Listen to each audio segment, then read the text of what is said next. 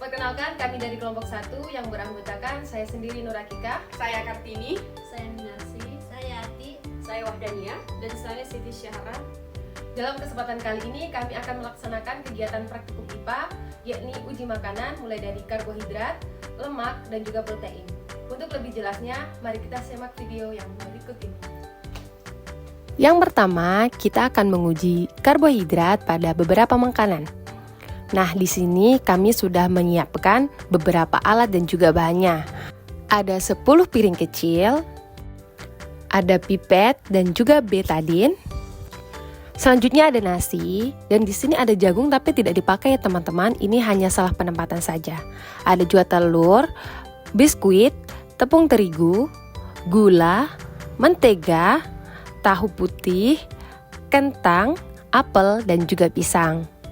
Selanjutnya, bahan-bahan yang akan kami uji karbohidratnya, kami potong ataupun bagi secukupnya, kemudian diletakkan ke dalam masing-masing piring kecil yang sudah diberi label sesuai nama-nama bahan tersebut. Kurang lebih seperti ini pembagiannya. Ada tepung terigu, gula pasir, apel, margarin, putih telur rebus, nasi, kentang, tahu putih, pisang, dan biskuit. Di sini kami menggunakan betadine untuk menguji kandungan karbohidrat yang terdapat pada bahan-bahan makanan yang sudah kami sediakan tadi. Cukup diteteskan sekitar 2-3 tetes ke dalam masing-masing bahan makanan yang sudah tersedia. Setelah semua bahan ditetesi dengan betadine, perhatikan dan catat perubahan warna di masing-masing makanan yang telah ditetesi larutan yodium atau betadine tadi. Kemudian pisahkan bahan makanan yang menunjukkan warna ungu kebiruan setelah ditetesi larutan yodium. Nah, inilah hasil dari pengamatan kami terhadap bahan-bahan makanan yang telah ditetesi oleh larutan yodium tadi. Di sebelah kiri terlihat beberapa bahan makanan yang mengandung karbohidrat. Ada tepung terigu, nasi, biskuit, kentang, dan juga pisang. Sedangkan di bagian kanan tidak mengandung karbohidrat seperti tahu, margarin, apel, putih telur rebus, dan juga gula pasir. Yang kedua, kami akan menguji kandungan lemak di beberapa bahan makanan. Di sini kami sudah menyiapkan alat dan juga bahan-bahan yang kami butuhkan. Ada kertas coklat, pisau, senter, lilin, pipet, dan juga sendok. Kemudian ada minyak goreng, margarin, kacang tanah, santan, susu, wortel, pepaya, kemiri, singkong, seledri, dan tentunya juga air putih. Kami juga sudah membagi bahan-bahan tersebut secukupnya dan meletakkannya ke dalam piring-piring kecil yang sudah diberi label nama-nama dari bahan tersebut. Nah, di sini kami menggunakan minyak goreng dan juga air PDAM sebagai kontrol di dalam pengujian kandungan lemak di berbagai bahan yang sudah kami sediakan tadi. Kertas yang masih meninggalkan bekas atau seperti noda minyak berarti makanan tersebut mengandung lemak, dan sebaliknya, kertas yang meninggalkan bekas seperti air ataupun tidak meninggalkan bekas berarti bahan makanan tersebut tidak mengandung lemak. Kemudian usap-usapkanlah masing-masing dari bahan-bahan makanan yang sudah disediakan tadi ke permukaan kertas coklat yang sudah diberi nama dari masing-masing bahan makanan tersebut. Jika perlu, haluskan beberapa bahan makanan untuk mempermudah pada saat proses digosok-gosokkan ke permukaan kertas coklat, seperti kemiri, wortel, biji jagung kering, singkong kering, dan juga kacang tanah kering.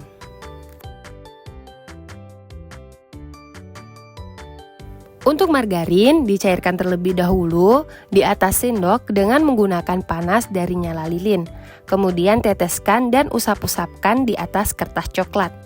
Setelah semua bahan diusap-usapkan ke kertas coklat, diamkan sekitar 10 menit. Sambil diamati kertas manakah yang meninggalkan bekas noda minyak dan kertas manakah yang tidak meninggalkan bekas noda minyak. Gunakan lembar kontrol yang telah ditetesi minyak maupun air tadi. Agar lebih jelas bisa menggunakan lampu ataupun senter ke arah bekas usapan dari bahan-bahan makanan yang telah diuji.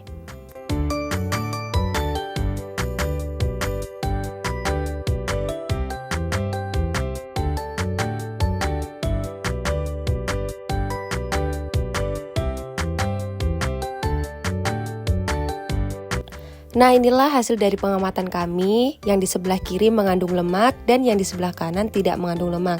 Di sebelah kiri ada santan, margarin, susu, kemiri, dan juga kacang tanah kering.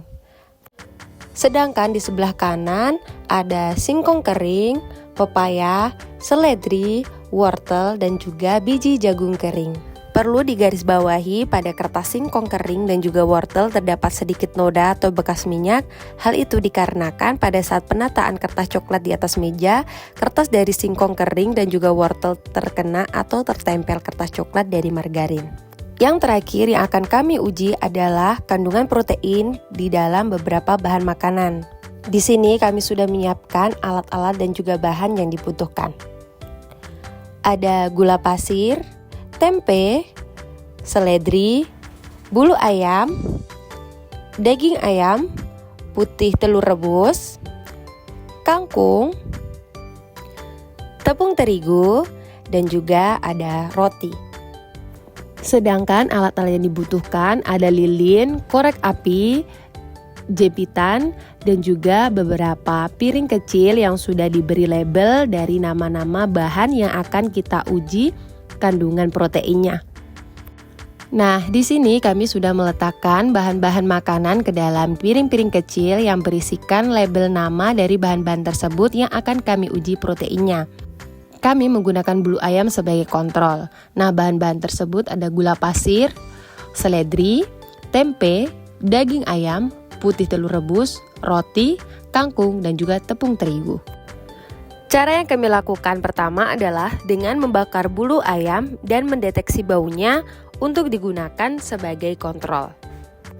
Setelah kami benar-benar tahu bau atau aroma dari bulu ayam yang terbakar, kami mulai membakar satu persatu bahan makanan yang telah kami siapkan tadi dan mendeteksi mana bahan makanan yang aromanya sama atau mirip atau mendekati aroma bulu ayam yang terbakar dan mana yang tidak.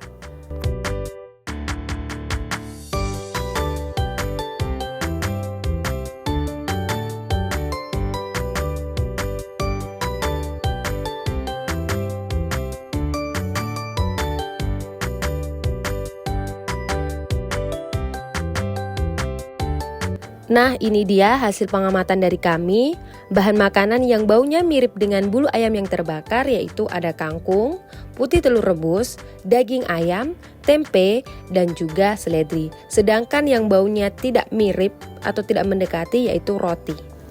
Kemudian berkaitan dengan uji protein menggunakan larutan tembaga sulfat atau juga bisa diganti dengan larutan bioret, tidak bisa kami laksanakan dikarenakan di kota tempat tinggal kami sangat sulit ditemukan bahan-bahan tersebut, bahkan bisa dikatakan tidak ada.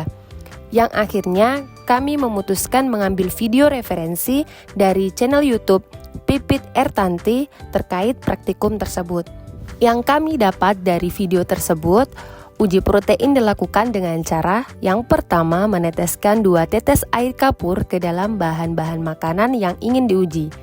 Kemudian diteteskan kembali larutan tembaga sulfat tepat di atas bekas tetesan air kapur tadi. Lalu tunggu beberapa saat sambil amati dan mencatat perubahan warna yang terjadi. Jika larutan air tersebut berubah warna menjadi keunguan, berarti bahan makanan tersebut mengandung protein. Begitupun sebaliknya. Itulah tadi kegiatan praktikum yang telah dilaksanakan oleh kelompok 1. Semoga bermanfaat dan sampai jumpa di video berikutnya. Wassalamualaikum warahmatullahi wabarakatuh.